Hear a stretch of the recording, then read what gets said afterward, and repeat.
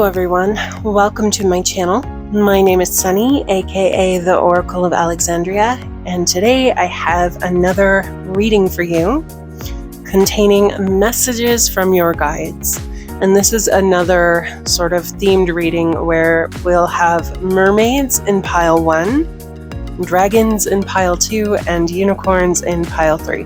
Although actually all three are in all three piles, but the dominant energy of each pile pertains to mermaids on the left, dragons in the center, and unicorns on the right. Also, I have these alphabet oracle letters here to help you pick a pile if dragons, mermaids, and unicorns don't really appeal to you. We have Ita here for pile 1 on the left. We have Ypsilon for pile 2 in the center. And then we have Chai and Psi for pile 3 on the right. So use your intuition to pick whichever pile most resonates with you. If your intuition isn't really speaking to you, you can always choose a pile at random. That is valid too. I will have timestamps down below at the start of each reading so that you can skip ahead. For now, I'm going to go ahead and cut to the footage of the pile formation for those who would like to see that, and then I will see you in your respective readings. So thank you again so much for joining me, and take care. I'll see you in your readings.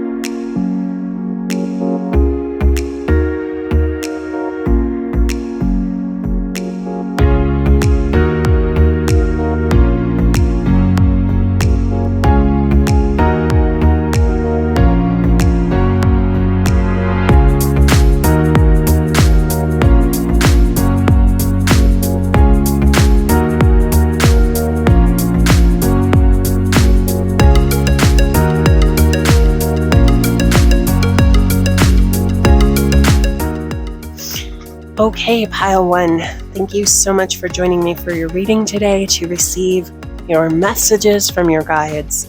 Again, this is the mermaid themed reading, although we also have unicorns and a few dragon oracle cards throughout. The alphabet oracle will save until the end of the reading for a final message, and then with the spread here, we have this central column of cards, which will give us the dominant theme, the dominant energy, or the context for the overall spread for the message from your guides. So at the heart of the reading, we have light. All right, very interesting.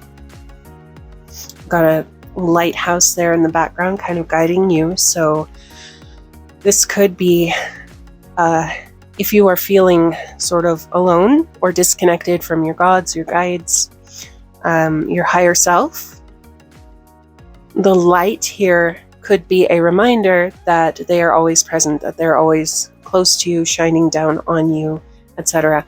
Let's go ahead and take a look at the book. I'd like to see what the book has to say for this card. Also, here's another message for you. Okay. All right, let's see. To be honest with you, I haven't actually done a whole lot of reading in the book for this deck because it's composed well enough, the artwork, the keywords, etc., that it can trigger a good meaning just from seeing it. Usually I don't need to rely on the guidebook with this deck, but this one's a bit more ambiguous, and so I just like to see what the guidebook has to say for light. That's page 82.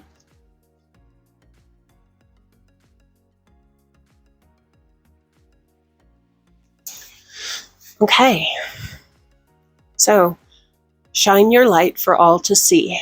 You are like a lighthouse, and your light can illuminate any dark areas of your life. Okay, that's very interesting. I like that little message there for you. The mermaids remind you to shine your light wherever you go and not to be shy. She reminds you to be aware that light is attractive to others and acts rather like a magnet, drawing others to it like moths to a flame. Sometimes we feel as if our light is missing, but in truth, it's always there, which is sort of what I was saying, but not exactly. Even when we stand in the shadows, the light is there to guide us. Perhaps your inner shadows are being revealed so they can be exposed to the divine light of your soul. It could be the right time to explore shadow work, a shamanic practice. I'm not sure if that's true, but that's what the book says. So when light is present, darkness cannot exist. This isn't to say that darkness is bad, far from it, in fact. For in the darkness, gestation occurs, and in the womb-like sanctuary of darkness, ideas are formed and protected. It's important to remember that both light and dark are necessary for growth. A seed grows in darkness before it reaches for and is nurtured by the light. Are you being called to shine your light for others, to show them the way physically, mentally, or spiritually?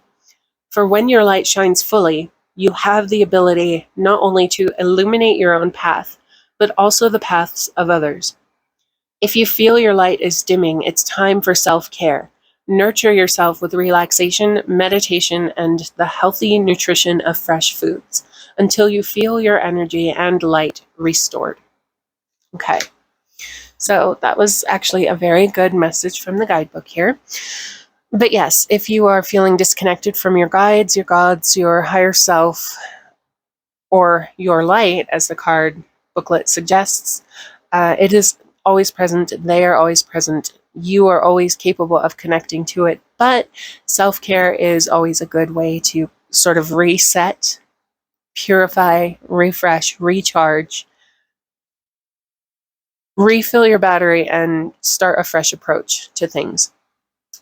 You very well could be called to, quote unquote, shine your light for others, to guide and inspire others in some way. But let's take a look at the other cards before we go that far. Okay.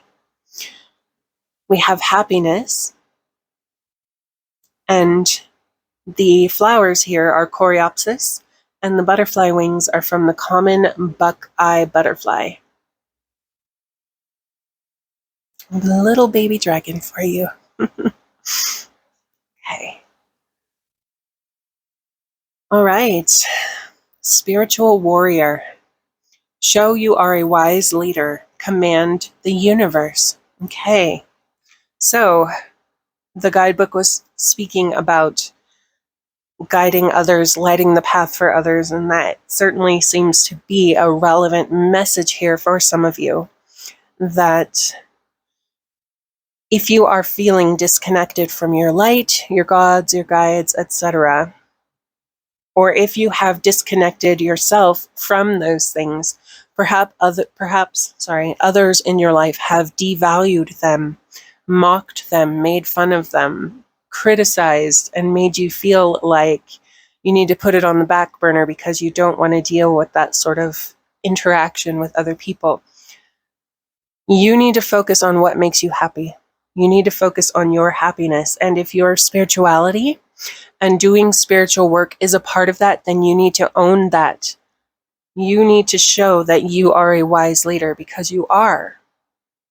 You are a bright light, and others can be inspired by you. Others can be helped by you, guided by you. They can learn from what you have to say. I know how hard it is to put yourself out there. I am a total introvert, but here I am on YouTube. I also have a Twitter presence where I mostly just retweet tweets that I like, but I am there. I do occasionally comment on others' posts, things like that. I mean, I know it's not always easy to put yourself out there, especially if you're an introvert like me. But you can do it. If I can do it, you can do it. Anybody can do it, okay? You just have to believe in yourself and remember that your light is always there. You can reconnect with it by taking some time to rest and recharge, refresh yourself, and get a new start on whatever spiritual projects or undertakings that you may be starting to work on. That's okay. In fact, it is encouraged. You need to do what makes you happy, what helps you feel happy and whole. So long as you aren't hurting others, and clearly with this you're not, you would be helping others, you need to engage in whatever self-care or prep work may be needed for you to be able to start taking these steps. Okay, so at the heart of your Mermaid tarot cards, we have the Knight of Pentacles. Okay, so this energy is about preparedness. The Knight of Pentacles is someone, I mean, you can see here in the artwork, she's got her coin here on her belt. She's got a booklet with a pen or a stylus maybe that she's writing in. She's making notes, maybe a journal.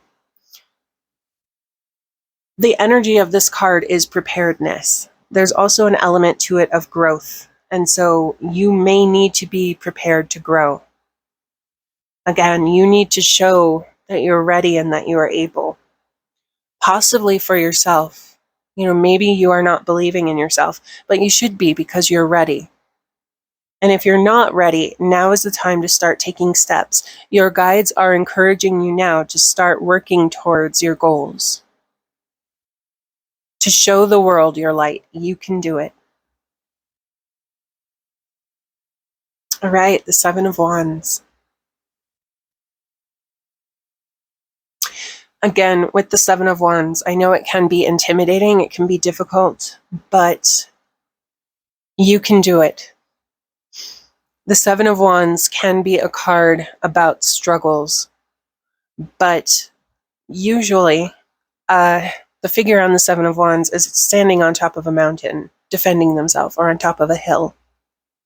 And when you are up there, you can see far around you. You've got the high ground, you've got an advantage, you know. Here, this diver has done a lot of work to reach this merfolk city, and they are kind of on high alert because here they have a human intruder in their city. So, but doing the work, working through any sort of struggle or difficulty to reach your goal, it will be worth it. The view from the top will be worth it. Or the view from within, as it might be in the case of this version of the Seven of Wands, will be worth it. All right, the Ten of Pentacles.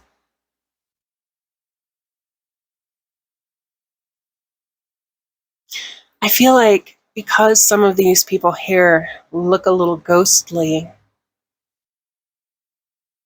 the emphasis on this card is more about your spiritual community and your spiritual home, and committing towards building that, committing towards connecting with your spiritual support network,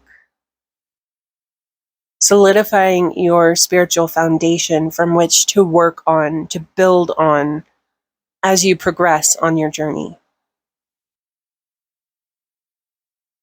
All right, the Seven of Cups. There are choices that need to be made with the Seven of Cups. There could be some sacrifices that also have to be made.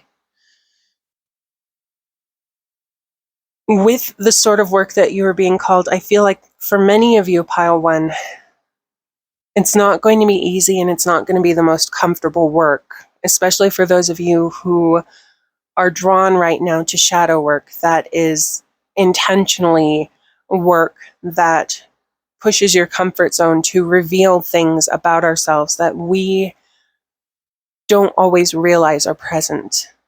Okay? So you have choices to make. They may be difficult. There may be some sacrifice involved, and it may be challenging. But the end result, it's going to be worth it because, again, you're going to have that view, that greater view and understanding. You're going to have more belief in yourself. You will realize that you are ready, you are able, you are worthy. The Chariot.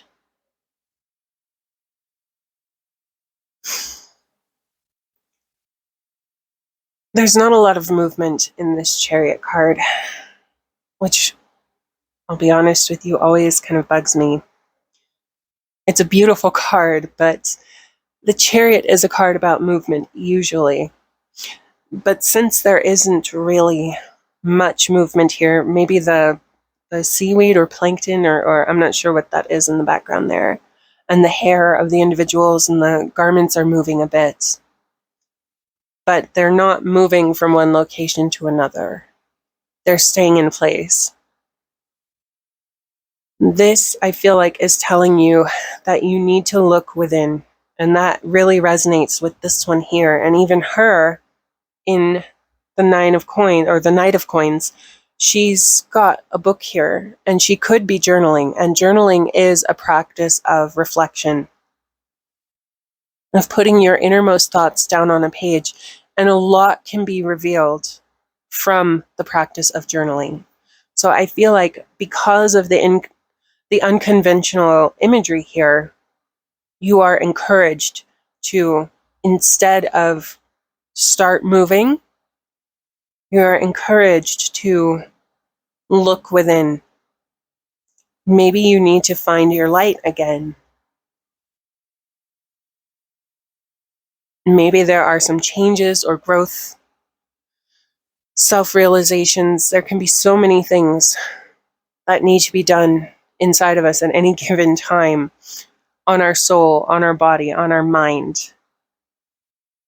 And you are being called now to look within, to help you perhaps find your light and to realize your own power and authority, your own potential as a leader. You don't have to be a leader of other people.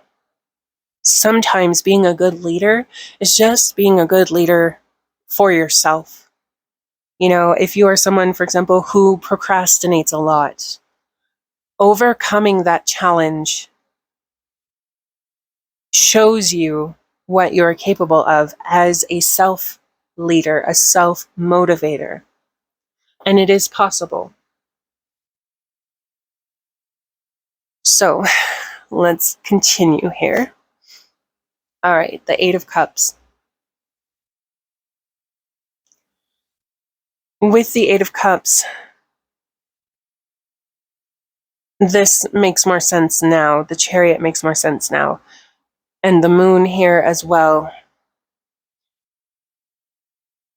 You need to go within, turn away from external circumstances, turn away from critiques or sarcasm or disapproval from other people, and focus now on what you need to do for your happiness, for your wholeness, for your health.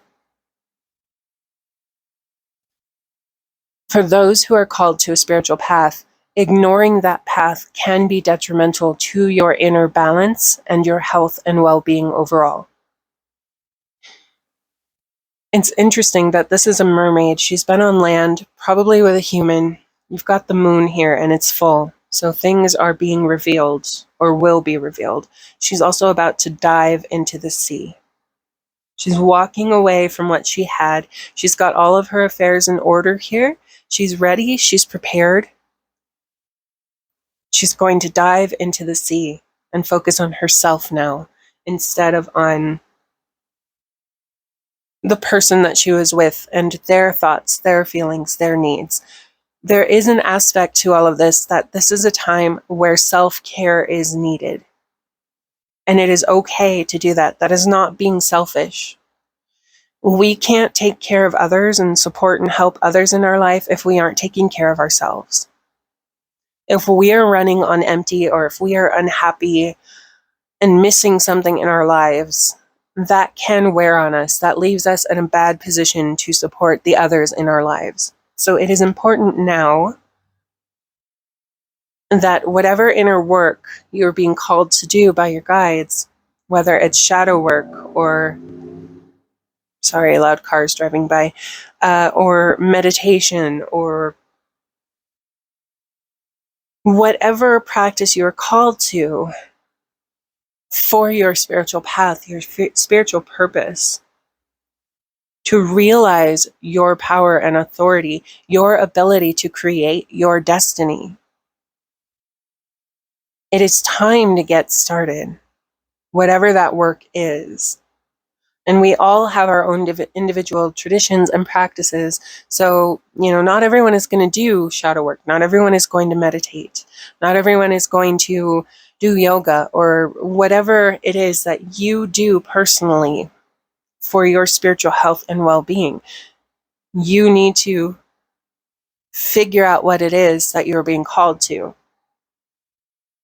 and go for it. But it probably is something within, inside, the mind, the soul. Okay.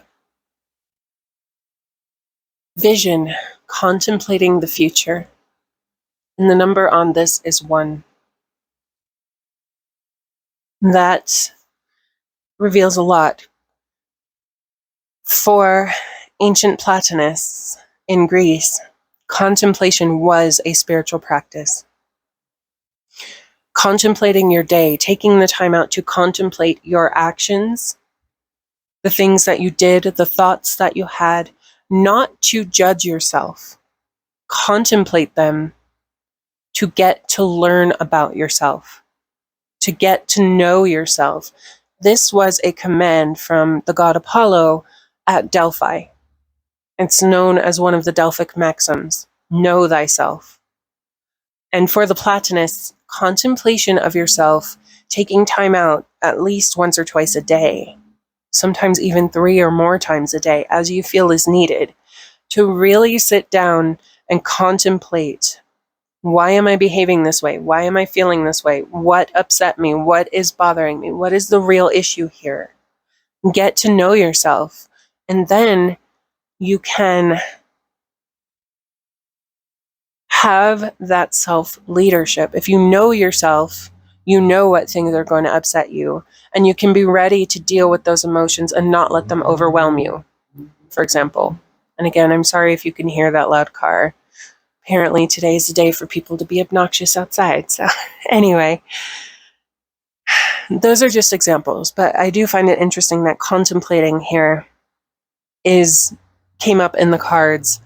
And again, contemplation has a connection with the spiritual guidance to know thyself, get to know yourself. And you've got the journal here. So it does seem like you are really being encouraged to go within and get to know yourself. Figure out the way you work and why. And by doing that, you can have more balance, more self-control, more happiness.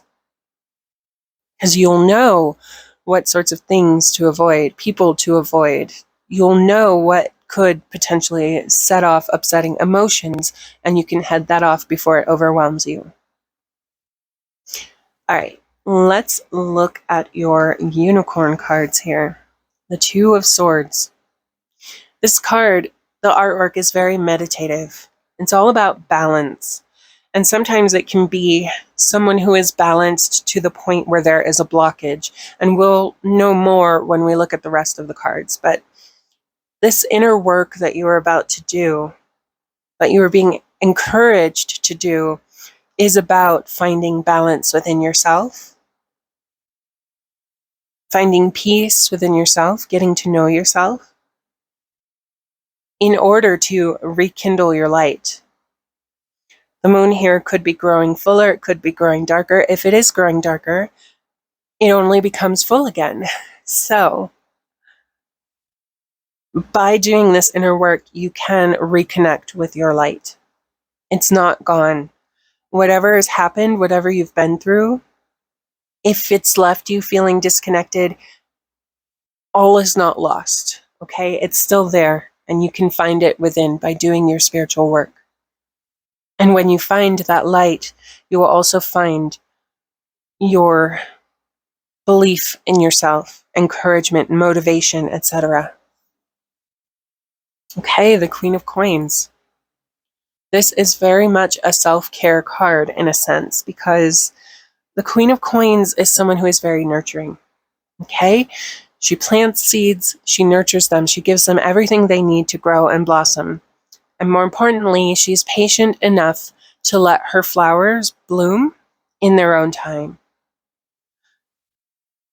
With this card being related to self-care, it is time to nurture your spiritual side. It is time to take care of yourself and enter this work without expectation. See, the Chariot here, it's not moving, it's not going anywhere. So normally with the Chariot, we often have this sense of fast-moving energy. And if it refers to a time period, it can refer to things happening quickly or something needing to be done soon. But here, the hippocamp is just sitting there. It's being dressed in its barding and its gear, its reins and everything. It's not ready to go anywhere. Here, you are encouraged to go within, nurture yourself, and do it without expectation, without judgment. Nurture yourself. Give yourself the opportunity to grow and flower and blossom in your own time. Your light is still there, or if you are someone who maybe has never really felt connected to your light, you will find it because it is there. And it will shine brighter and brighter in its own time. Okay? But you have to nurture it. You have to do the work. All right, the Four of Wands. The artwork on this card is very interesting here because in this movie, Robin Hood and Maid Marian are illusions.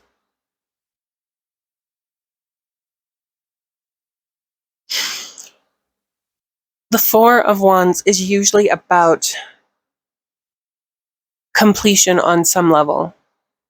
It's not complete wholeness, but it is achieving certain goals where you reach a plateau that you were aiming for, that you are happy with, where you can celebrate, where you can feel comfortable, relax, enjoy the scenery for a while before you continue on to your next goal, your next steps.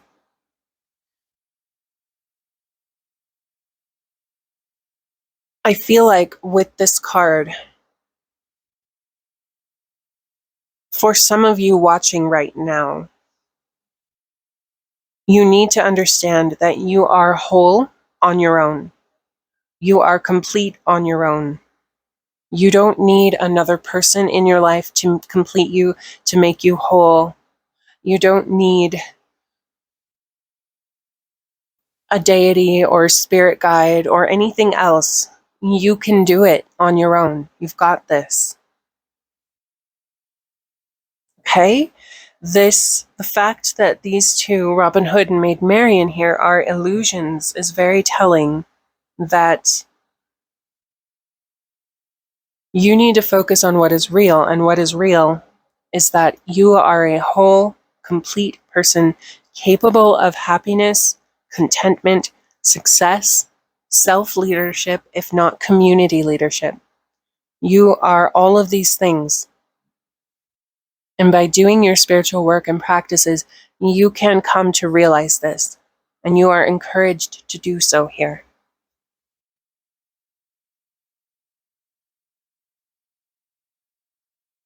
Okay, the Five of Coins. Yep. So this brings me back to the Four of Wands, actually, because with the Five of Coins, here we have Amalthea, the lady here. She's looking out at the sea. She feels as though she has lost something, and she's looking for it in the sea, in the film. You may be looking in the wrong places for what is missing, for you also. And again, you may be feeling like you need someone else to support you, to help you, to guide you, etc. The reality is that you're not actually missing anything, that you are capable of helping yourself to grow and develop in the ways that you want to without any external input. All right, the World. See, this is a card about completion. You are complete. You are whole. You can reach your goals and achieve your dreams. Okay, it's no coincidence that this card for wholeness here is here by a card that includes themes of celebration, of happiness and completeness. Okay.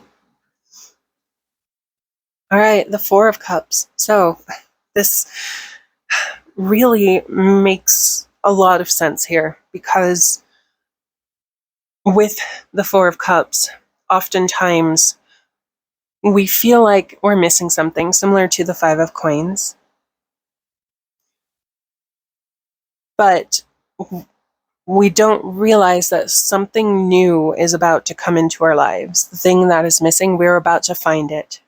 And for you, you can find what is missing by taking care of yourself, by doing your spiritual work. Okay?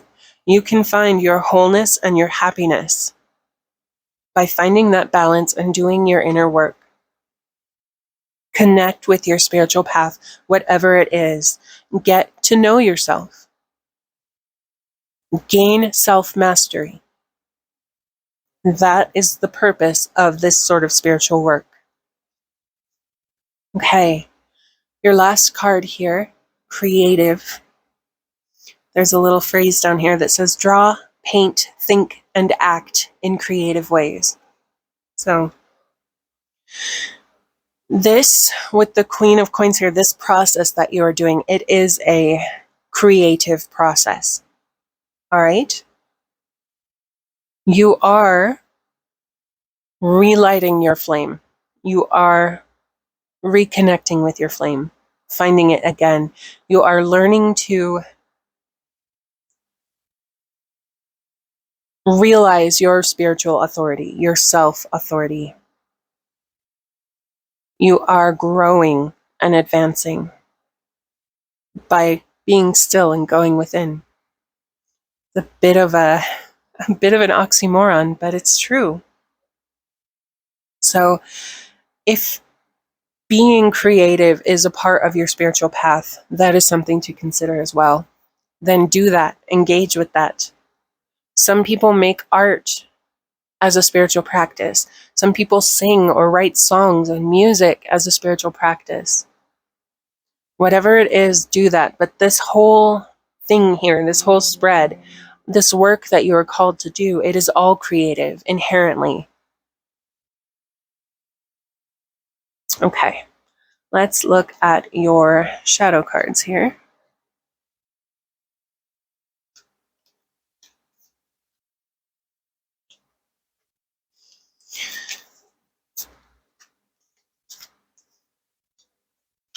All right, so your message from the Mermaid shadow cards is magic. Okay? I think that is meant to be a pearl, but it looks like the moon, and the moon is there also, okay? When you do this sort of spiritual work, Some of you, it may in fact involve magical practice.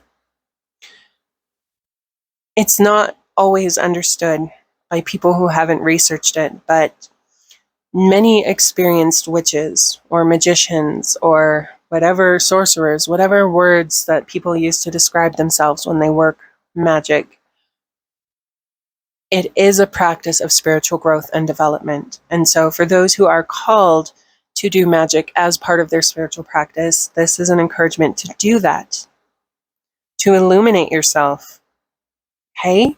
To get to know yourself, to realize what is important to you. You know, I can't tell you how many stories I've heard from experienced magical practitioners who say, you know, when I was young, I did all these spells for money and love and this and that and the other. And, you know, then as I got older, I realized that stuff doesn't make me happy. That's not what I want anymore. That's not what I work magic for anymore. Okay? But also, for those who are not called to a magical path, this whole process can feel magical because it is so transformative. It can spark connection with your own self-power, your own creative power, which is one of the things that magic is about creating reality. Instead of praying to a deity and asking them to do everything for you, magic is about doing the work and getting it done yourself by putting your intention out there, by putting your intention into yourself in this case, to connect with yourself, to get to know yourself, to grow, to progress on your journey. Okay, we have ambition. So for some of you, this very well could be an ambition, and it's a good one to have. Your guides are encouraging you to do this for your own highest good. Okay? Ambition. The flowers are the hollyhock, and the wings are from the painted lady. It's very beautiful.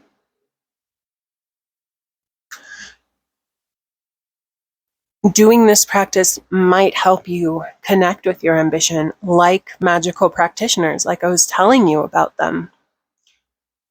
But if this is what you aspire to anyway, this is encouragement, it's reinforcement. Do it. Okay? It's only going to be good for you. It's only going to work towards your happiness. All right, creative solutions. Got a squirrel getting into a bird feeder. All right, the keywords or affirmations, phrases here. Think outside the box and view things from a higher perspective. That is very good advice. When we are blocked, like with the Two of Swords here, thinking outside the box, getting a different perspective, like in the tarot card for the Hanged Man, is important. It can be very helpful for us. So, if you encounter some sort of stumbling block on your path, don't just give up. Find creative solutions so that you can progress. Because if you give up on this, you are giving up on yourself. And I guarantee you, if you are called to do this kind of work, it will probably get done eventually and in its own time. The thing is if you reject it or ignore it and neglect it now, you're slowing your own growth and development down. So make sure, don't give up even if it gets hard. Find creative solutions. Okay. The Three of Wands. Prepare. Remember, the Knight of Coins is someone who is prepared. Do the work. Prepare yourself. Okay? Make plans. Form practical solutions, steps that you can take to help you move forward. If you had a spiritual practice previously that you gave up for some reason, find a way to make it work. Change the time of day that you do things. You know, think outside the box again. Plan and prepare, and you can succeed. bliss, cherishing the day. We have a mermaid here, and this is supposed to be the mermaid themed spread. I really like that. So bliss is about inner happiness and tranquility. And doing this spiritual work can give you that, can give you bliss, and with which you can cherish the day. All right, the Seven of Swords.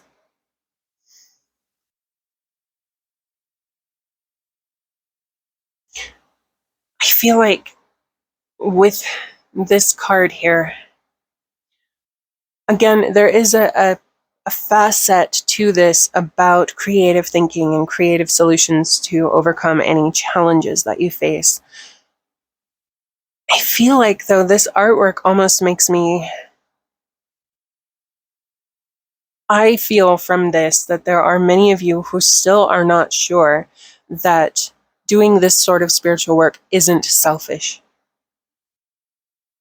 Okay? He is actually unlocking the cage for the unicorn so that she can run free. But it almost looks like they aren't in the same scene together. And he almost is looking regretfully back at her like, I'm sorry I'm failing you. You don't need to be afraid that this is somehow selfish. If this makes you happy, if this makes you whole, if this makes you feel like a better person, then you'll only be better prepared to help others in your life. Okay? This is not selfish at all. This is necessary work. Also, again, he's opening the cage to let the unicorn free. This work that you're called to do, you are letting your own inner unicorn free. You are empowering your own inner spirit towards freedom with this work. Okay? It is not selfish at all. You are helping yourself so that you can better help the other people in your life. Okay. It's okay to be different. All right. The flavor text here, I guess we'll call it, you don't need to be just like everyone else. You're perfect just as you are. Okay? Whatever tradition you are practicing, your spiritual tradition, etc., if you are called to do work outside of that tradition, something that is not historically attested, whatever the case is, it's okay to be different. With spiritual work, the important thing is, are you getting results? If your old practices are not giving you the results that you want to see, it is time to move on and start new practices. And this is self-leadership. This is self-empowerment. By answering the call of what you are called to do rather than neglecting it. Because most often, speaking from personal experience, speaking from my experience of friends and their experiences, whatever we are called to do, it doesn't go away. It usually stays pretty persistent. And again, when we resist, when we reject, when we ignore it to do things our own way, and that is valid. I've been there, I've done that. But when we find ourselves in that situation, usually all we really end up doing is slowing our own growth and advancement down, preventing us from reaching our goals. So it's important that you understand it's okay to be different. It's okay to do your practices differently because it is your spiritual practice. It doesn't have to be like everyone else. It doesn't have to be a certain orthodox way. It can be whatever way you find that works for you. Remember, creative solutions, think outside the box. View things from a higher perspective. The point of this kind of work is that you're getting results. And so if you need to go outside of the box to get those results, do it. Okay. You have the ability to prosper. You have the ability to prosper. Remember that. That is an important message for you. That you can have happiness. You can have bliss. You can have wholeness and completeness. Self-care is not selfish. All right. Our final message for you is your alphabet oracle message. So we have the letter Ita, which is the Greek H. It's where our H comes from. And the oracle verse associated with this letter is Helios, the all-watcher, watches thee. Now, Helios is the sun, the source of light. The original message of this reading was about light, so I find that very interesting. The general message of this oracle is that you are protected, you are supported divinely. Your guides are here with you, supporting you, helping you, guiding you. Even if you don't always see them, even if you don't always feel connected to you, they are there. Okay? Another aspect of this is about truth. And this oracle is encouraging you to empower yourself to live your truth, whatever it is. It's okay to be different. It's okay to do things your own way.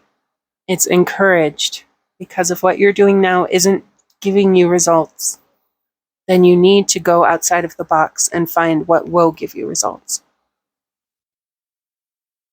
And remember that you can kindle your inner light to shine brightly. And with that, I'm going to go ahead and leave you here, Pile 1. I thank you so much for joining me for this reading. And if you enjoyed it, please consider leaving a like and a comment down below. And if you would like to join me for another reading in the future, then please do consider subscribing so that I can see you in another reading. And until then, take care of yourself, Pile 1, and good luck with your spiritual work. Hello, Pile 2, and welcome to your reading. Today's message is going to be a message from your spirit guides for you. I'm going to go ahead and lay out the cards in the spread, and then I will fast forward the footage until the spread is laid out, and I will see you in the reading proper.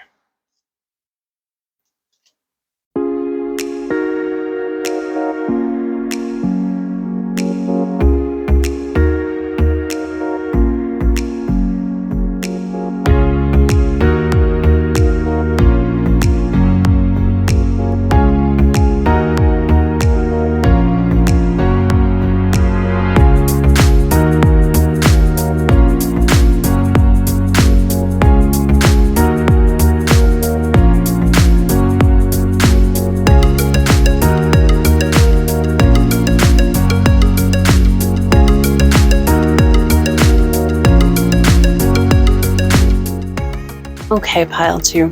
So we have your alphabet oracle card set aside as a final message for the reading.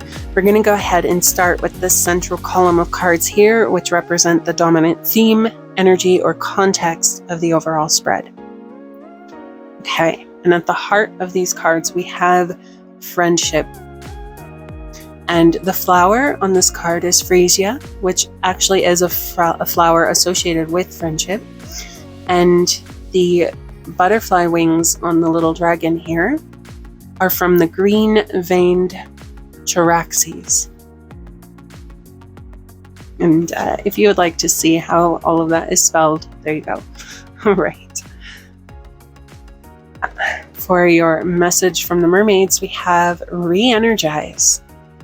Okay, so it could be possible that there's a need to rekindle friendships or relationships, and possibly spiritual relationships. Since this is a message from your guides, the focus will likely be spiritual, but not always. We shall see. Okay, thankful. Think about the people and things you are grateful for.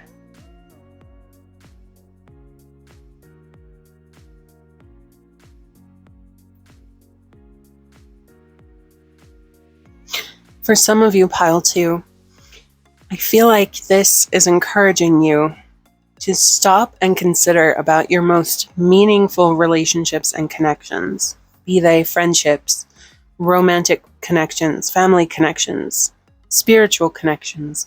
Think about the ones that you are most grateful to have in your life and re-energize them, reconnect, strengthen those bonds. Okay? All right.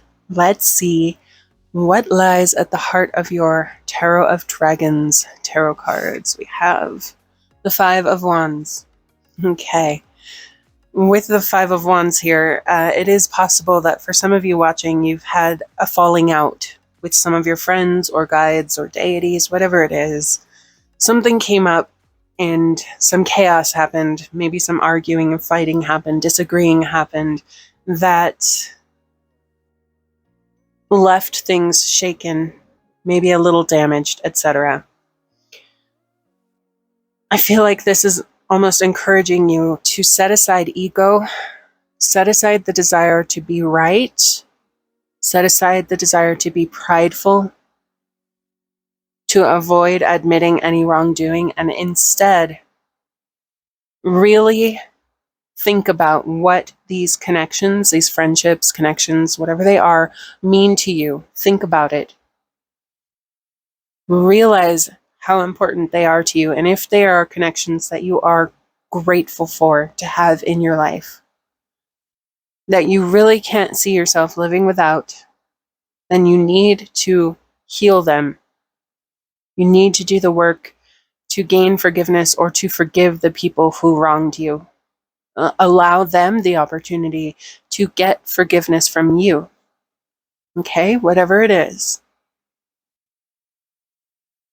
Because with this card here, whatever connections were damaged in the disagreements, they are meaningful connections for you. And spirit, your guides, etc., are wanting you to recognize and realize that now. Okay. Justice. In this case, this is about restoring the balance, re-energizing.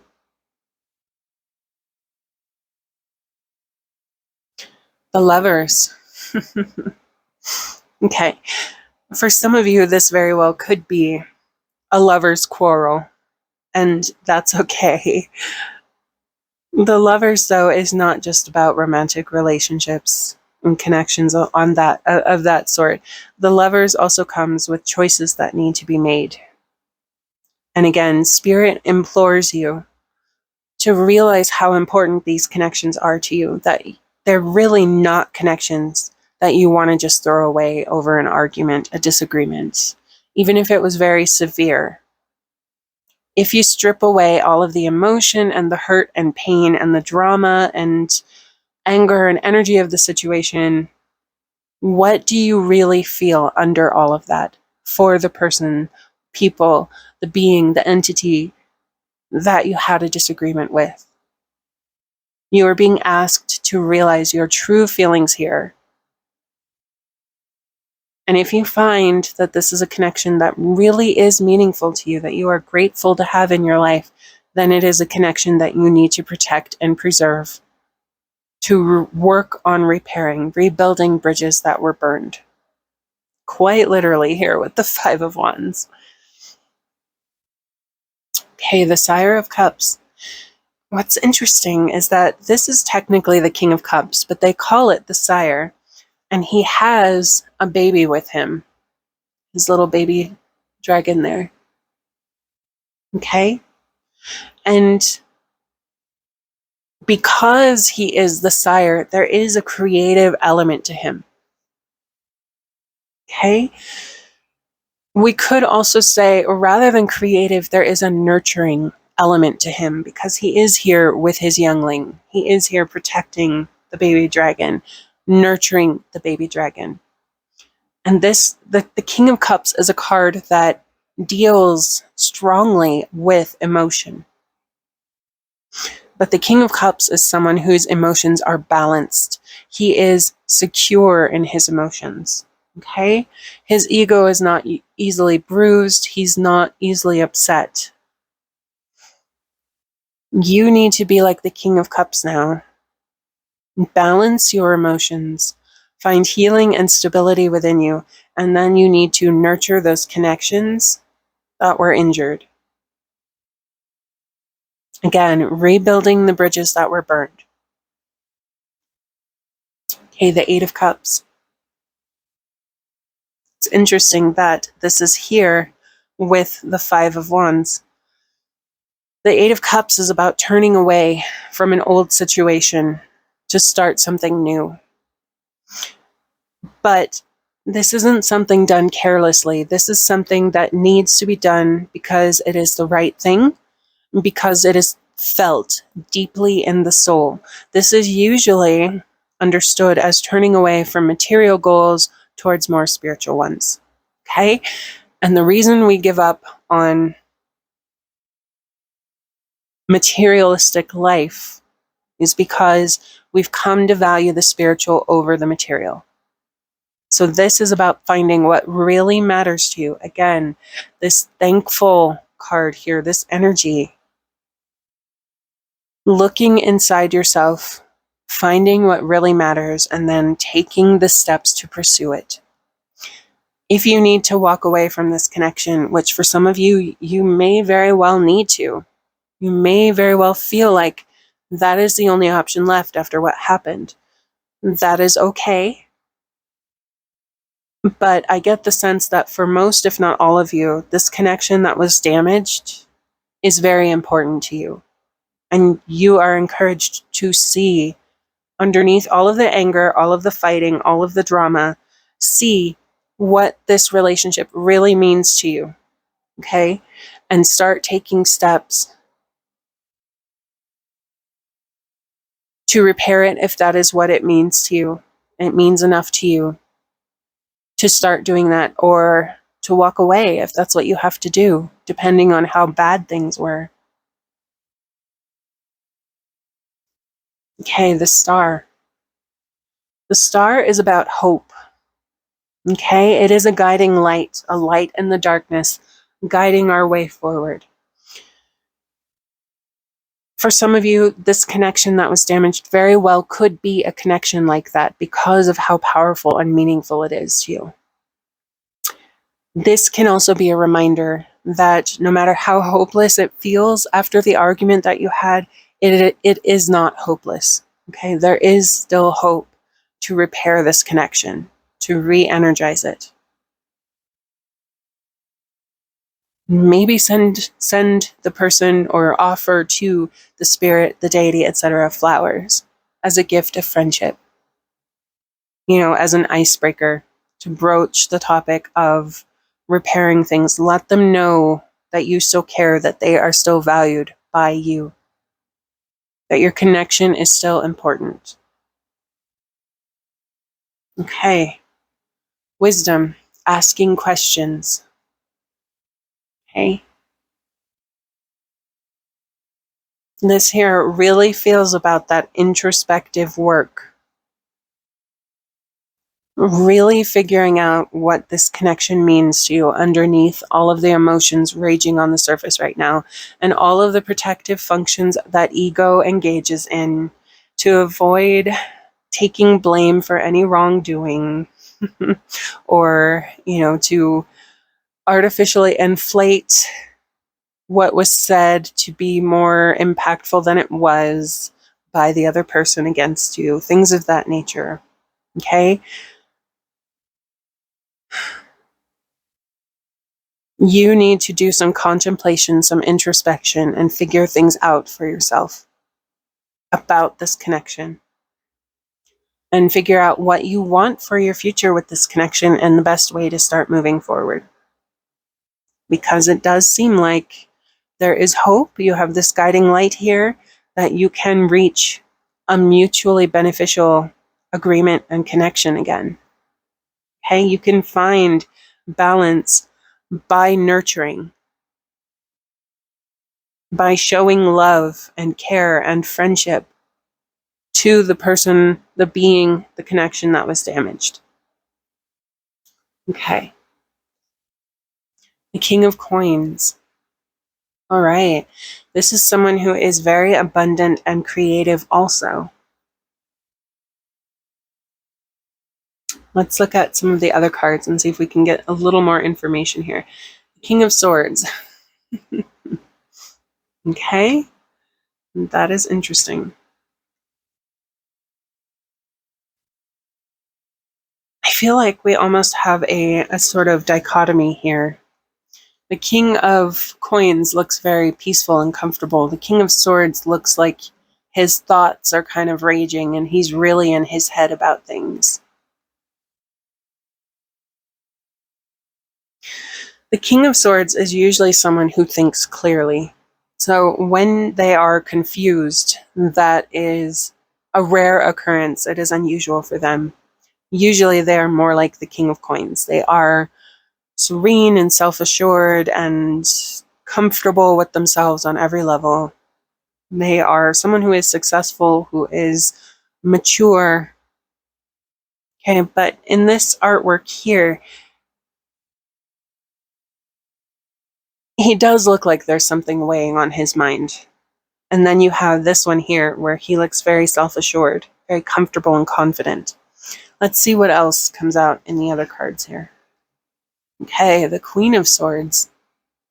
Now she looks a lot more like she is having clear thought on a matter. For some of you, this disagreement that happened could involve more than one person or one spirit or being, whatever the situation is. Okay, we've got 3 court cards here. Sometimes they do represent people in our lives who are near us and around us, etc. These could be people who might be able to help you repair the situation, because these are people who are strong thinkers and strategizers. And this is someone who is more in touch with his intellectual side, emotional side, nurturing side. Okay, it may be that you will need guidance to reconnect and repair the damage done with this connection. Could also be that the event involved more than one other person. Okay, and this is all of you here together. Let's see what else we've got. The 4 of Swords. So this is very much a card of re-energizing, of taking a time out to rest and rejuvenate, regenerate, as it were. Okay, the 4 of Wands. This is a success card. This is all of your plans and your work and your effort coming to fruition and bearing fruit. You get to relax and enjoy the fruits of your labors, as it were. Okay, the moon is whole, it is full. Hopefully, your connection then will be whole, it will be repaired. You'll be able to move on from whatever this disagreement was about, and you'll be stronger and better for it. This process of healing and fixing your relationship may need to be a slow process. They may need to re-earn your trust. You may need to re-earn their trust. Okay?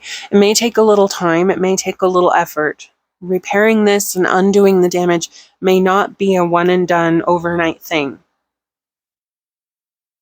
So you need to settle in for what may be a bit of a long haul.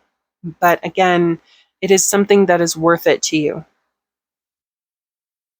And the outcome will be very positive, very auspicious.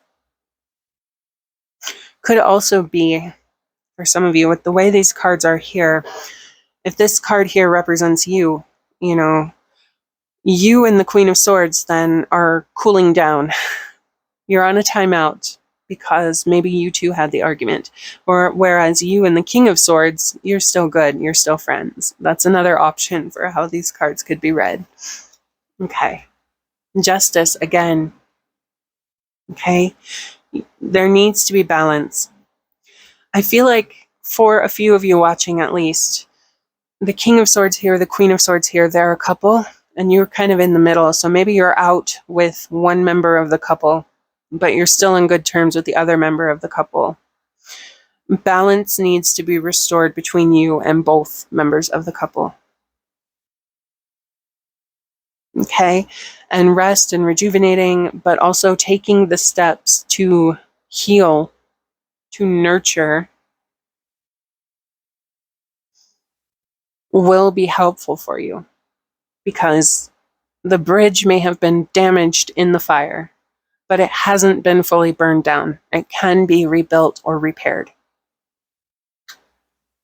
Okay, the law of grace. Be your divine essence. Dissolve all in grace.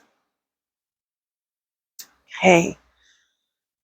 Grace here in this situation is having the grace and maturity to forgive or to seek forgiveness. Okay? Sometimes when it is a connection that's meaningful to us, it's a little of both. Especially if it's someone that we've been close to for a long time. We usually know how to hurt the people closest to us deepest. We know where their weak spots are, and sometimes we use them in a moment of argument and we regret it. And with grace, dissolving all in grace, being your divine essence, you are asked to recenter things, dissolve away all of the negative emotions. Again, find how you really feel about this person, this being, whatever, underneath all of the anger and resentment and emotions. And then work from there. Work on healing that, repairing that. Find humility within yourself to say, I'm sorry. It is not a shameful thing at all to apologize to someone that we have wronged. Okay? It is a sign of great strength and maturity to be able to do that, because it's not always easy. Our ego doesn't like admitting that we've made mistakes, that we've done wrong too. Our ego often likes to be the victim in the entirety, and also likes to, trying to think how to put this the right way. It also likes to assign all of the blame to the other person, when the reality is that it was probably a mutual effort. It often is, not always. You know your situation. So if what I'm saying isn't resonating with you, that is fine. You can just take what resonates and ignore what doesn't. But the main point is that you need to be humble enough to accept their apology, to forgive them. You need to be humble enough to apologize for anything you did wrong and to seek forgiveness, okay? This is what grace is about. All right, let's look at your shadow cards here.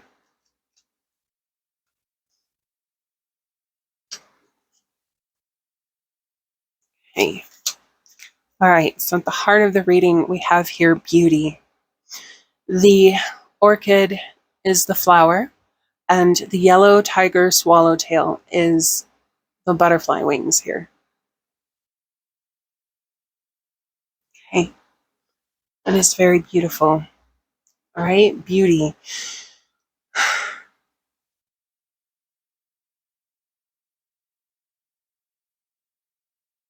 Let's look at the other cards, because I'm not really getting a clear understanding of what this might be referring to here.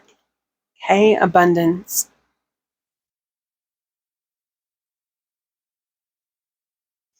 And then we have best friends. Okay. True friends stick together no matter what. Okay, I think that whatever relationship it was that was damaged is indeed a true friendship.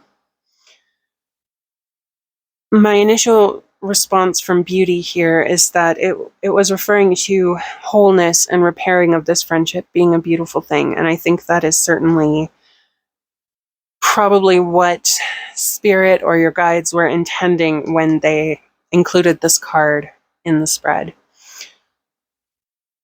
With abundance here, there's many facets to this card. So one facet of it is loving enough in abundance, again, to be graceful, to be humble enough to forgive and ask forgiveness, okay? Abundance is also about realizing how important this connection really is to you, how abundant this friendship or whatever sort of connection it is, how abundant it is to you, how much it brings to your life, how much joy, how much happiness, love, and support, and all of the things that these sorts of relationships tend to bring us. Okay? The Six of Wands. Okay. There's a lot to unpack here as well. The Six of Wands is usually about gaining recognition, okay? Here it is about recognizing the true meaning of this connection to you, underneath all of the anger and resentment. It is about being recognized and recognizing that, either you need forgiveness, you need to forgive them, whatever it is, recognizing how important this is to you and coming back together again, okay? Celebrating your friendship and your connection. You may even need to be the bigger person here, like the dragon carrying the knight there. All right. Trust, love, and friendship. Remember, you have the star here. This is a guiding light. This is hope that for those of you who feel like things may have gone too far and are too damaged, they're not. Okay? But you have to let go of all of the chaotic, angry, upset emotions and approach repairing this from a place of grace, of humbleness and humility, of love and compassion and friendship. Okay? From a genuine place of wanting to repair and heal this connection.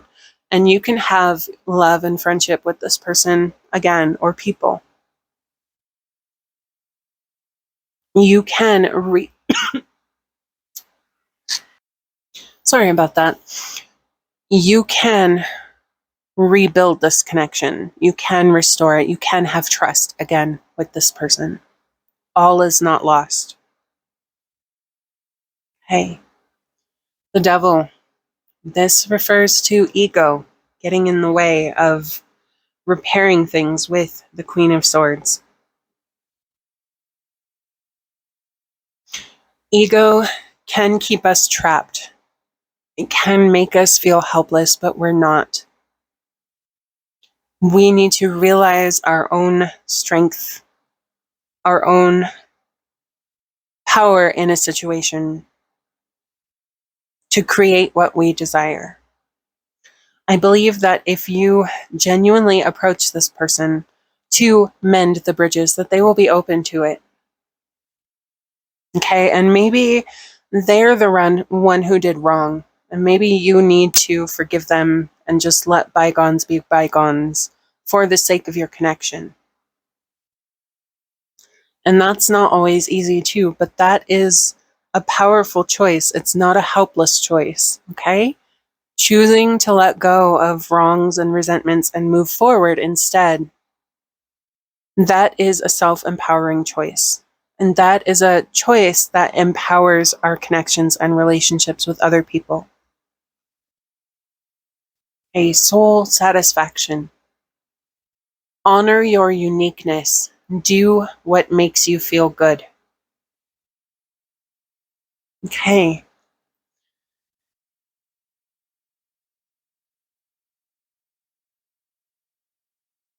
I feel like this is about your unique approach to how you need to handle this. Okay, to find satisfaction. All right, I have one last oracle message for you here, pile 2, and it is, You are in co-creation with the universe. Okay? That's what I was saying. You have more power in this situation than you may be giving yourself credit for.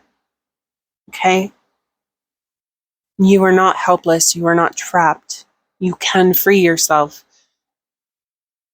In this sort of situation that may require making ourselves a bit vulnerable. Opening up and sharing the truth or saying, I was wrong, I'm sorry, whatever it is. And again, those are not weak things to do. Those are not shameful things to do. They are, in fact, powerful things to do because they nurture, they create, they empower. For your last message, we have your alphabet oracle here. Oops. And I almost threw it in the floor. Your letter is Ypsilon. Okay? And the message for this alphabet oracle is undertaking fine is held by deed. The key word for that is courage. And the meaning of this is that the success of this undertaking to repair the bridges that were burned is held in you putting in the work, in you being open to communicating with the person who wronged you or whom you wronged, or a little of both, whatever the situation is. It will be fine if you make the effort. Okay? If you open yourself up to reconciliation and try to help them open to it as well if they need that. And with that, I'm going to leave you here, pile 2. Thank you so much for joining me for this reading. I hope that it was helpful. If you enjoyed it, please leave a like and maybe a comment down below. And if you'd like to join me for a future reading, then please consider subscribing. And until then, thank you so much for joining me for this reading today, to receive this message from your guides. Take care, pile 2. Good luck with repairing this connection, and hopefully I'll see you again soon. Hello, pile 3. Welcome to your reading today. We're going to go ahead and save your alphabet oracles for the end of our reading. I'm going to go ahead and separate the cards. Our topic again today is messages from your guides, a message that you need to know according to your guides. And I will lay out the cards. I'll speed up the footage a little bit so you don't have to sit through all of that with me. And then I will see you in the reading proper. And thank you for joining me.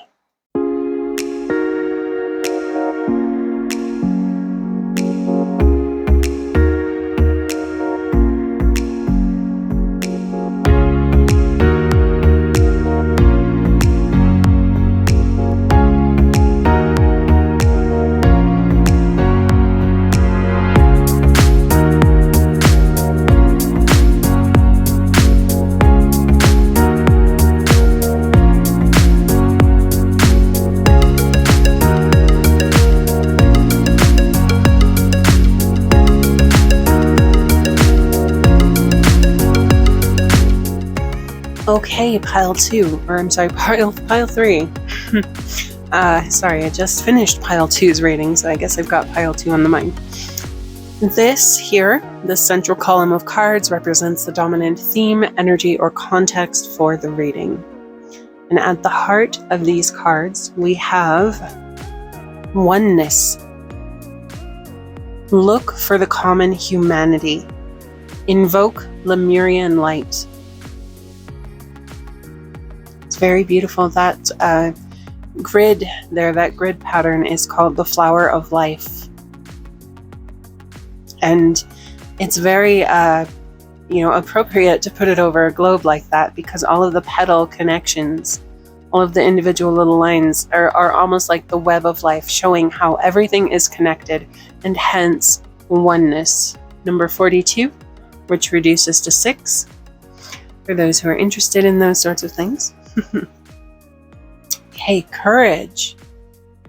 The flower in this card is called mullein, and the butterfly wings are the purple shot copper butterfly wings.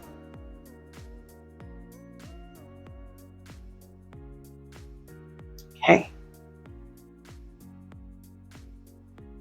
And then lastly, we have acceptance. Okay, so it seems like you are going through probably a bit of a difficult situation, maybe a rough situation. You are encouraged to, first of all, have courage facing it. Realize your inner strength that you are capable of handling this, even if it is intimidating. Sorry. And also look for the common humanity. Look for the things that you and whomever you may be struggling with have in common, rather than focusing on your differences. And accept those similarities, rather than seeing them as making someone lesser than you, as an example, or not worthy to be in your presence, or whatever the case is. Accept that we are all one. We're all the children of this one planet. We're all brothers and sisters. We all have common ancestors going all the way back to the beginning of life on this planet. Okay? So whether you want to look at it philosophically or literally, we are all one. We all come from one same source. If you are dealing with humans, we're all human. We're all people. We're all equal. Okay, let's look at your tarot cards here to try and get a little bit more information about what might be going on. Okay, the Two of Coins. There is probably a lack of balance somewhere, or a struggle to balance something somewhere. And it seems like unity or oneness is an effective answer or solution to that issue. Okay, the Ace of Wands.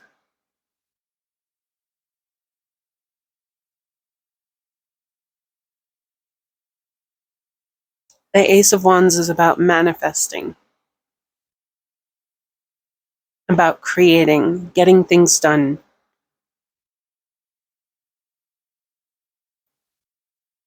There's also a bit more balance here, I think, than here. But let's continue with your cards. Okay, the High Priestess. I love all of the pomegranates there and everything. And pomegranates, again, are a symbol of oneness. All of these different individual little seeds contained in one giant fruit.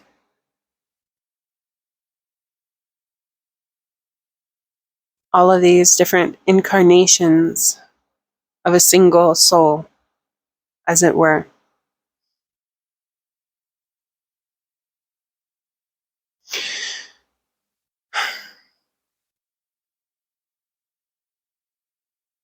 Okay, the Wheel of Fortune. I really love the colors in this card. Very beautiful.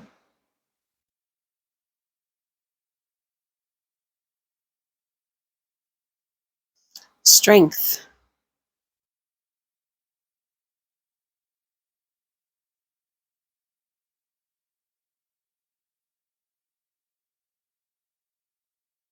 Okay, the Chariot.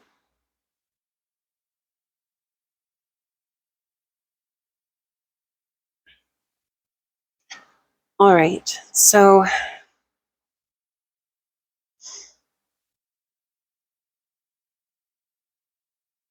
I feel like things are generally moving towards a better place, or have the potential to do so, if you're not quite on the road to that yet. Okay, with these two cards here, I am getting, it's cliche, I'm getting a sense of two becoming one for some reason.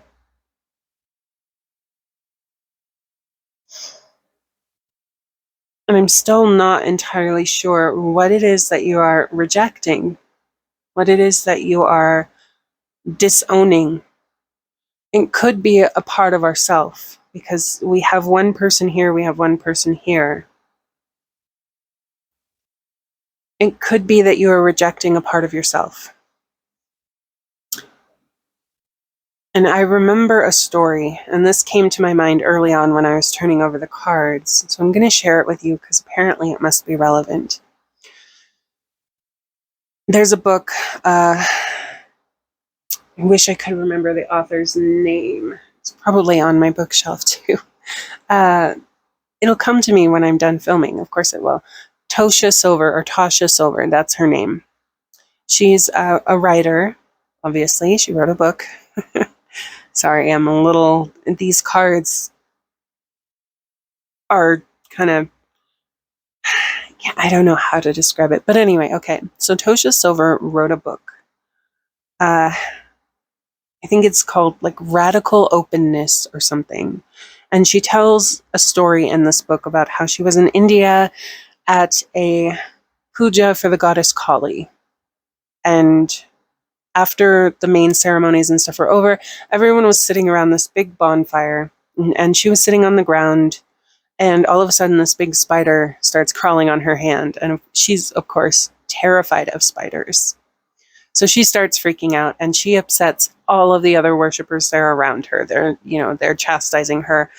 What are you doing? This is the goddess come to visit us, one of the goddess's children.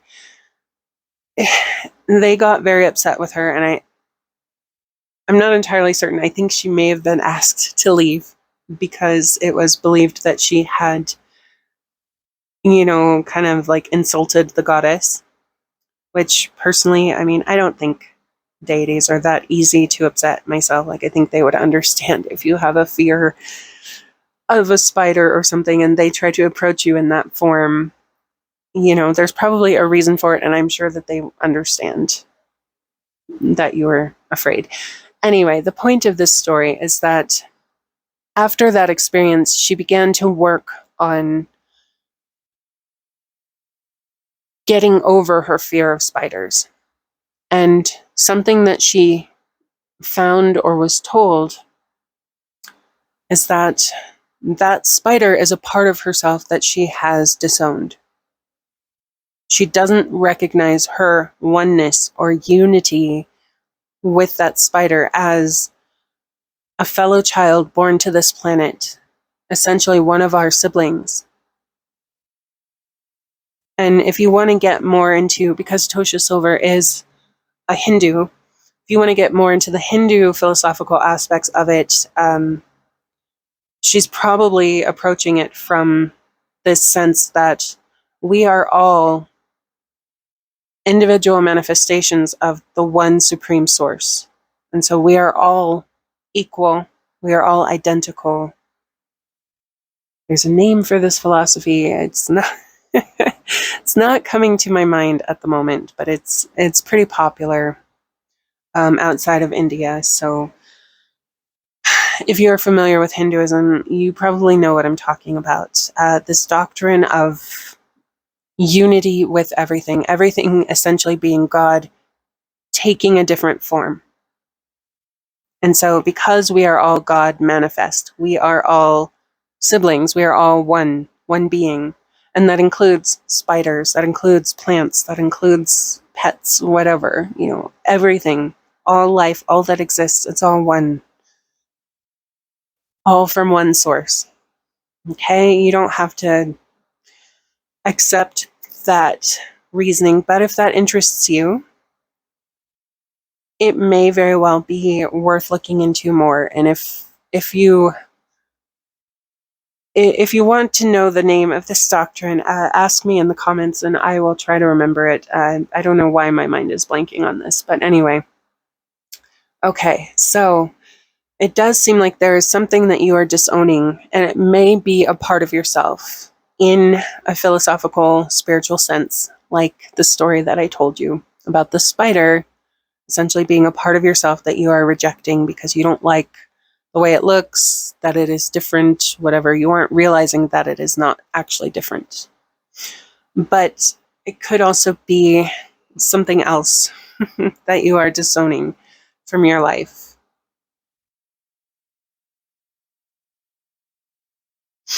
I feel like, given the imagery here, it really is like there is an imbalance. There's something that you are struggling with and that you are trying to drive away. Okay, there may be a part of yourself that you are not accepting. Maybe you've done something that you can't forgive yourself for. You'd rather just forget it and pretend it never happened, it doesn't exist. That is not the way forward here. Okay?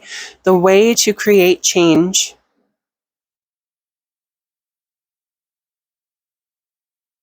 to turn the wheel, as it were, because the wheel is about, starting something new, manifesting, things of that nature, good fortune, positive change coming, usually, unless it's aspected negatively, and it's not here. This is positive.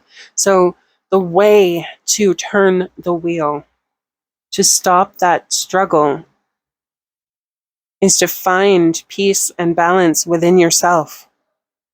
Okay, you have imbalance now. You can create something new if you listen to your inner voice and learn to accept this part of yourself that you are pushing away. Okay? And you need to have the courage to face that, whatever it is that you're turning away from. We all make mistakes. Okay? None of us get through this life without making some misstep somewhere along the way, without stepping on some toes, without doing something that we're embarrassed of or we regret. That's just a part of life, okay? But rejecting that part of yourself tends to only make it worse. And you are encouraged to accept and to find oneness and balance, to create something new. And again, that's going to take courage. And you need to listen to your inner guidance here.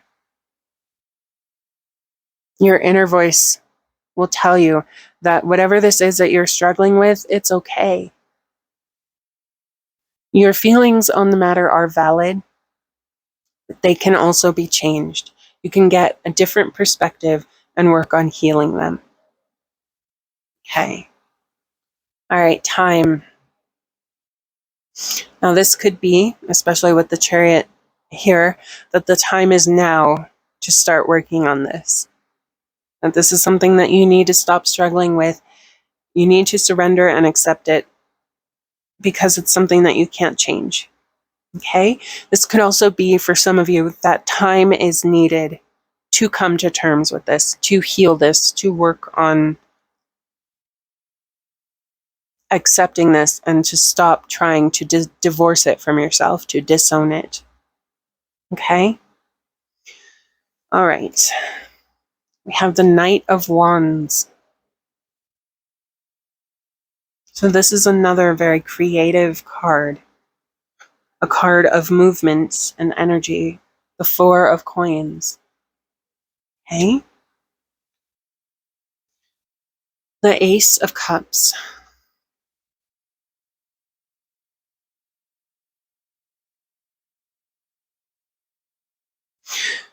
I feel like it is possible for you, obviously, you wouldn't be encouraged to otherwise. It is possible for you. Sorry, I keep interjecting. Keep interrupting myself with disparate thoughts. I apologize. It is possible for you to have a fresh start and to find that wholeness. Again, the Ace is oneness. You can find that here, but you have to accept and hold on to all the parts of yourself. You can't reject a part of yourself. You can't make it go away. It's always going to be connected to you, either through your memory, physically. It's always going to be there. And so the healthier approach, rather than trying to drive it away and divorce it from us, is to accept it. Accept what you cannot change.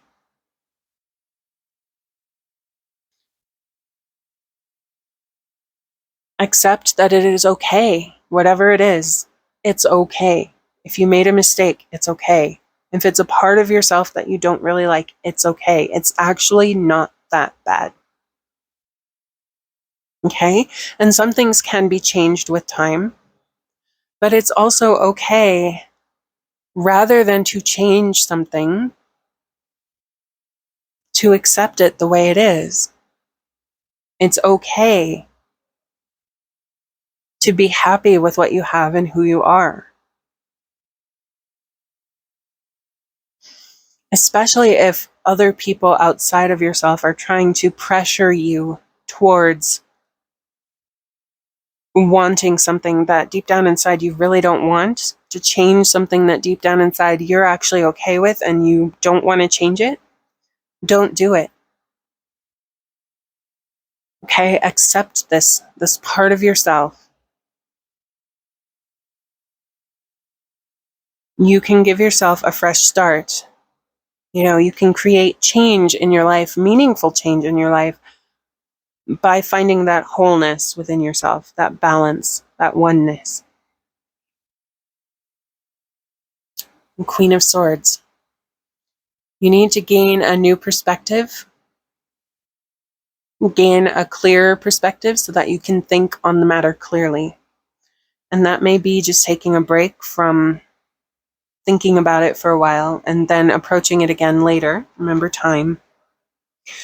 It's interesting that there are so many butterflies here. Butterflies are usually associated with the Queen of Swords, but butterflies are a symbol of transformation and change. Okay, and here, if you can gain the mental clarity of the Queen of Swords, you can transform the situation. You can change it for the better. Give it a new shape and new life. Ace of Wands, okay?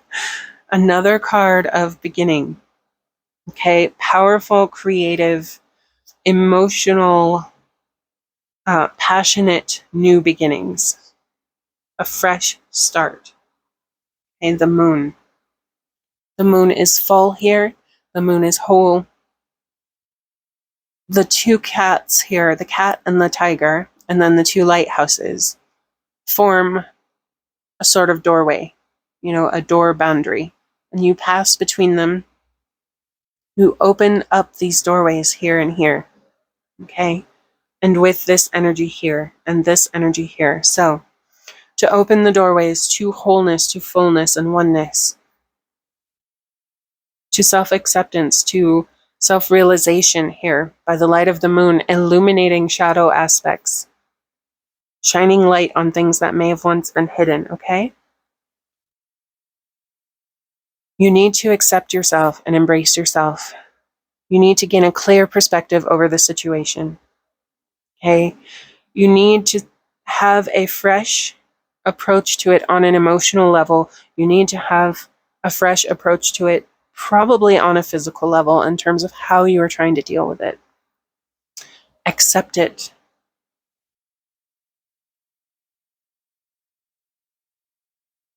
That it's not as bad as it seems, that it's not as awful as others might want you to believe, or that you may feel it is right now, okay? You can find happiness, peace, and contentment with this. You can find a oneness by changing your perspective, illuminating these hidden possibilities here, and passing through the doorways that they open for you. Hey, grandparent. You have a special bond with a grandparent that can never be broken. All right. For some of you, this could be very literal, that with grandparent here, for example, you have a bond with a grandparent and there may be some sort of imbalance there. Your grandparent might be pressuring you to change something, to do something that you don't really want. And for those of you for whom that is a valid reading of these cards, your bond is not going to be so easily broken that if you do things your own way, that they are going to just disown you or something. Okay? You can do it your own way. And in fact, you need to for your own happiness and wholeness. But also, this could be about having someone with more experience giving you guidance, like a tarot reader, for example. Could be a spiritual leader, a friend, could be, someone in your peer group, getting advice on the matter, getting a new perspective, getting help or support from a grandparent, a parent, a friend, a spirit guide. Okay? The grandparents are people who have a lot of knowledge from life experience, a lot of wisdom. Okay? You can benefit from the wisdom of others and bringing that into your life. And that can help you change your perspective, think more clearly on the situation, and be able to move forward. All right, now let's take a look at your shadow cards for this reading. Let's see. Here we go. Okay. Create your vision. Okay? If anyone is pressuring you to do things differently from how you want it done, you need to focus on what you want because it's your life. You have to be happy with it. You have to be comfortable living with it. Okay? Don't let other people pressure you into making changes that you really don't want or need because they think you do or because they want you to. Either they will realize how much you mean to them and let it go and accept you as you are because you have accepted you as you are, or you will just have to move on with your life and hopefully they will come around one day. Okay, but for now, you need to create your vision. You need to have the courage within yourself. Here, the courage to manifest your vision. Okay, faith. Believe in yourself. Believe in your gods and your guides. There's a reason that you are receiving this message now. Okay? The flower on this card is passion flower, and the butterfly wings are from the Gulf fritillary. Have faith in yourself, in your guides. Okay, let go. Let go of the pressure to change something in your life right now. Let go of the pressure to conform to other people's views or visions, especially other people's views, and instead focus on being yourself and conforming to your own goals and visions for yourself, for your life. Okay? All right, the Eight of Cups.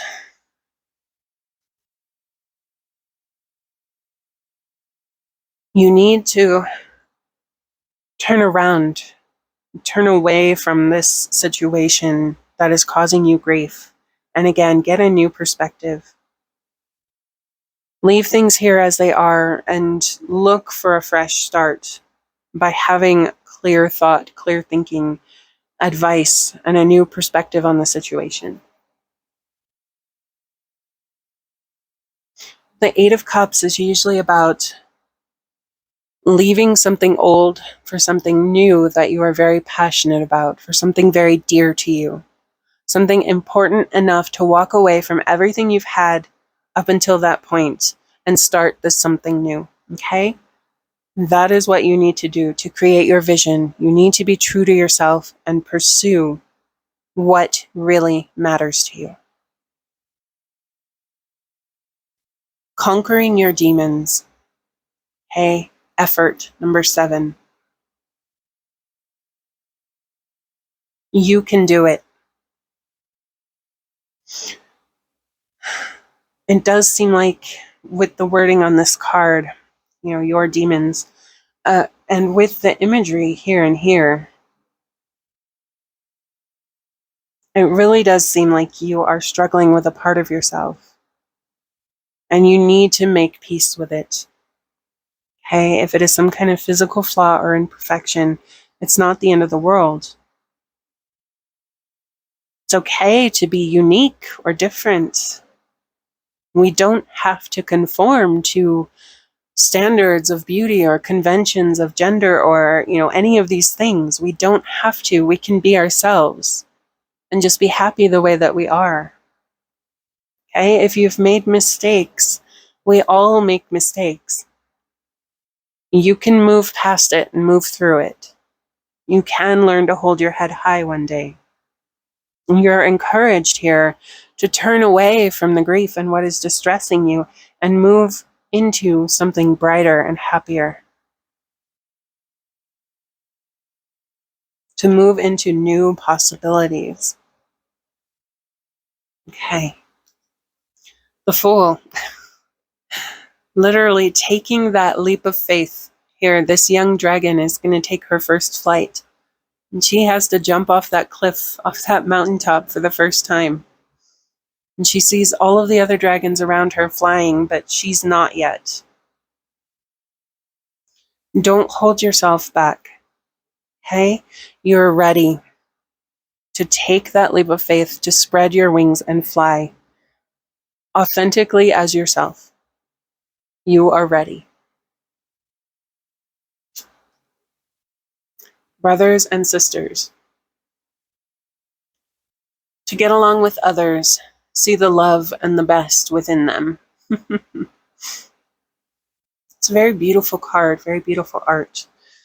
The flavor text at the bottom doesn't really resonate with me, but I do like the card anyway. So, brothers and sisters, again, comes back to oneness.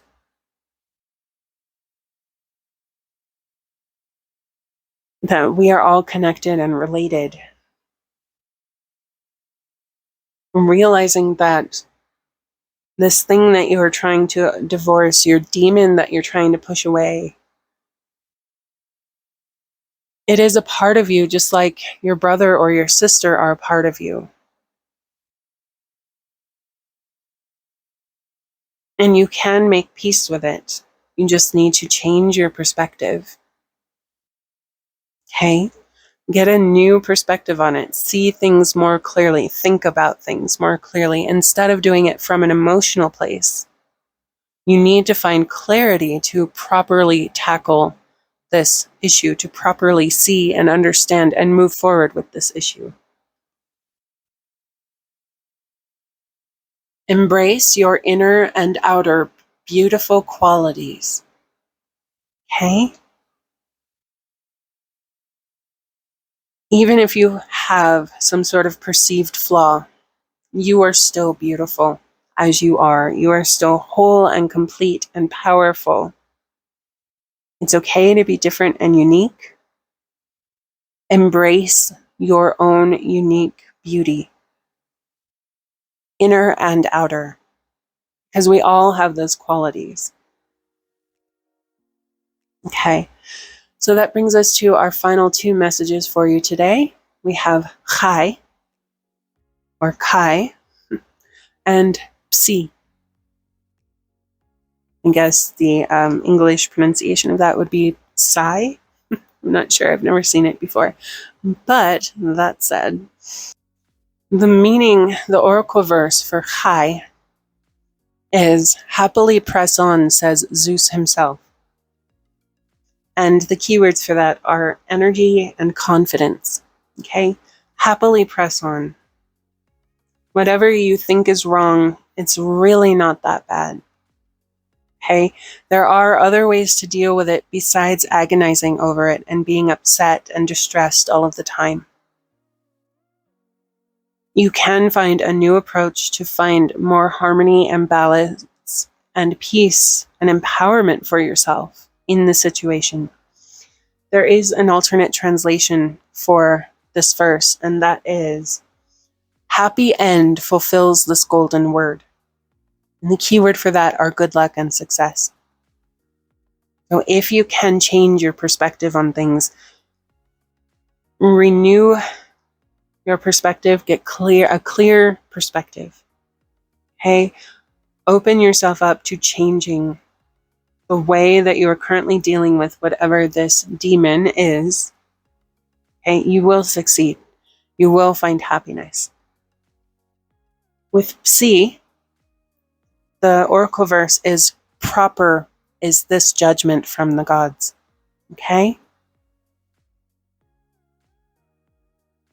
The way you are currently thinking about a thing is doing you harm. It is causing you grief. If you can change the way you see things, open up to your own inner voice and its perspective on things, it will be okay.